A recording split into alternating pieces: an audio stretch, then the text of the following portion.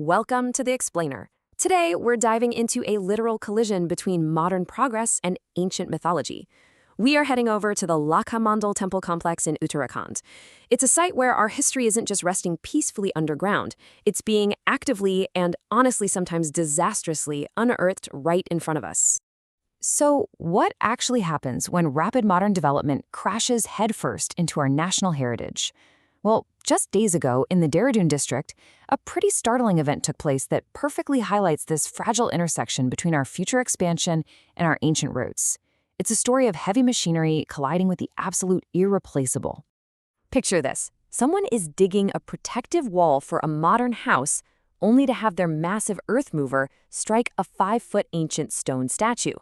That is exactly what happened during an unauthorized excavation just 5 meters from the monument's western side. We're talking right inside an ASI-protected zone. Tragically, the lower portion of the idol was damaged in the process, which, as you can imagine, sparked immediate outrage from the local Shiv Mandir Samiti. To really grasp the gravity of a bulldozer tearing through this specific soil, you have to understand the sheer scale of Lakhamandal. The name itself gives it away. Lakha means many, or one lakh, 100,000, and mandal means temple or lingam, so it literally translates to a landscape of endless sacred artifacts. It's a place to find entirely by its unbelievable abundance of history. And the architectural beauty of the site? It commands attention even today.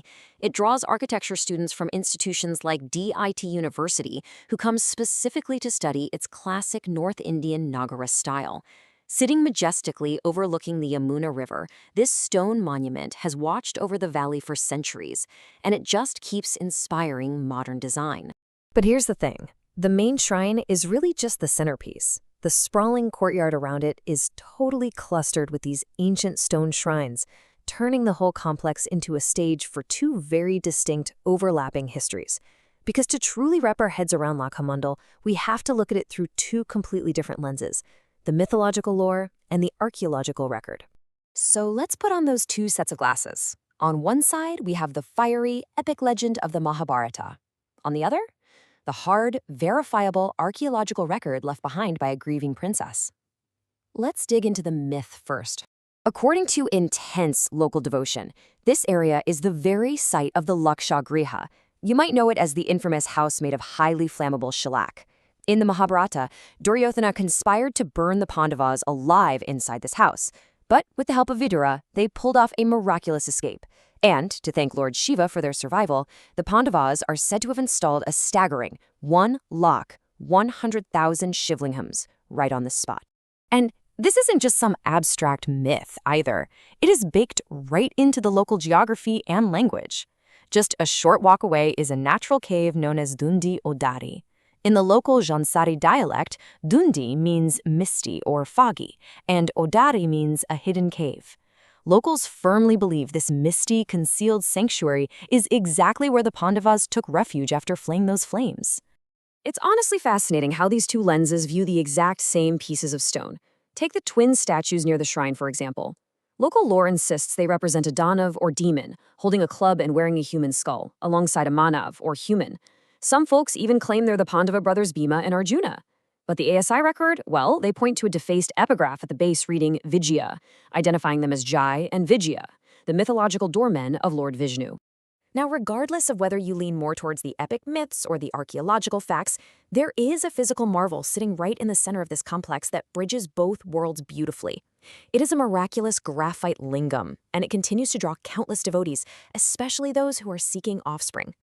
Unlike your typical porous stone, this graphite shines brilliantly when wet. During the Jalabhishek water offering, the stone basically transforms into a flawless mirror. You can literally see your own reflection perfectly mirrored in the sacred stone, right alongside the surrounding trees and the sky above. It is a breathtaking and highly interactive experience.